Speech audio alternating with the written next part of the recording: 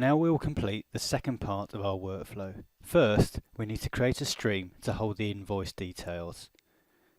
We'll create a stream based on contacts. Call this invoices.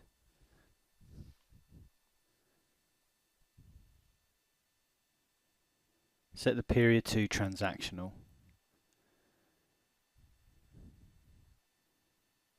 Then we'll copy over all the attributes in contacts into the invoices stream.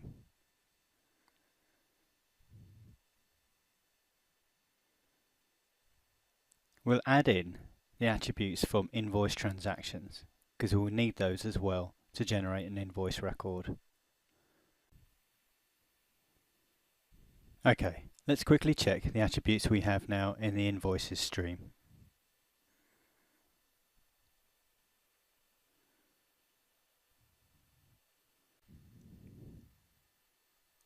The next step is to create a dashboard to show the invoices.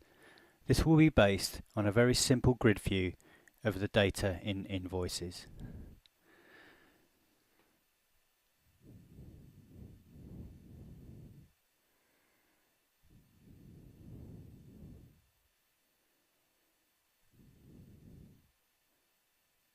We'll add all the attributes.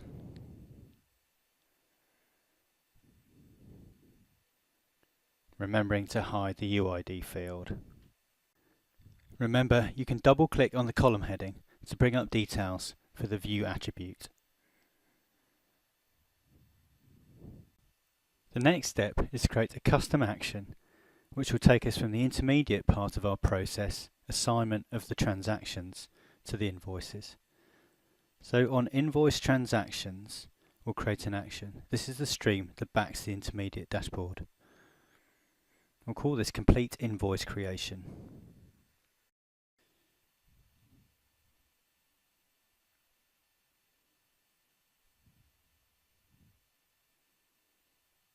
We will need to make this action run a task plan to run the invoices stream, but we'll come back to that.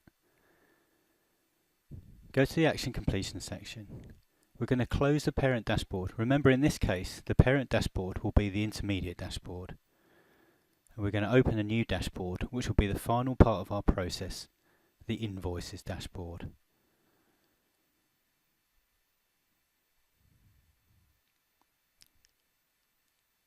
Now we're going to add some new context parameters. Tick include previous context parameters.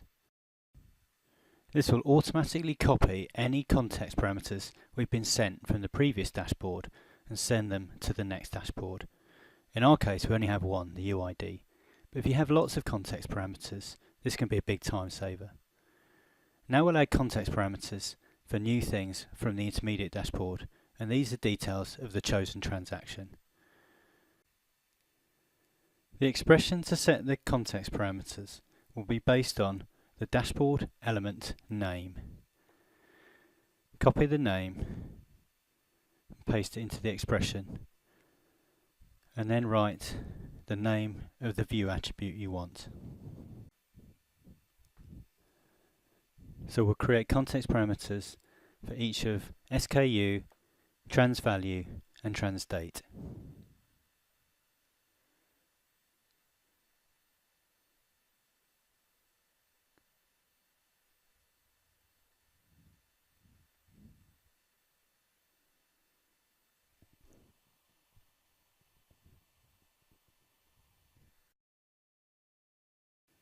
The action isn't quite complete, but we'll save what we have so far. Next, we'll add a button to the intermediate dashboard to trigger the completion of the invoice process.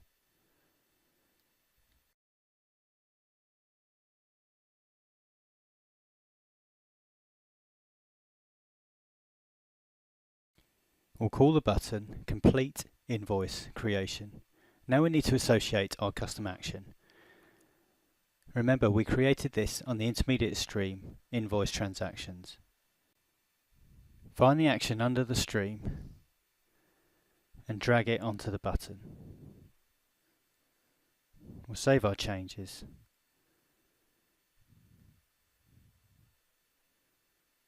And before we go on, let's update the label for the button. will make this complete invoice creation.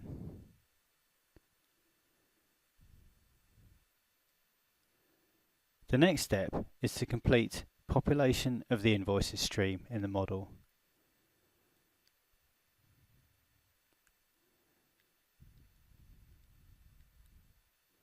So let's go back to the model view. We're going to make contacts static so that when invoices run, it doesn't also run contacts.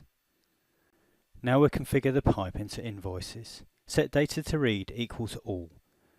Since you started importing contacts, there are multiple runs in contacts, so we need to make sure we get all of them. Next, we'll filter for the currently selected contact using the UID. Remember that you stored the UID in a context variable, and we can use that here. Don't forget to press the ABC button to make the condition an expression. Now we'll complete configuration of the invoices stream. We can use the context values we stored in the last action to set the transaction values. So we can use _context.transValue and so on to set the three values that we picked up from the chosen transaction.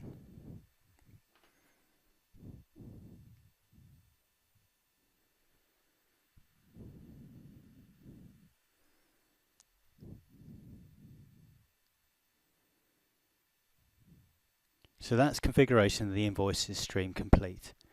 Now we need to create a task plan to run this stream. So we'll create a task plan, an analysis task, and drag that stream into the analysis task. Now we can complete configuration of our custom action. Go back into the custom action. We can add a task plan rule to run that task plan.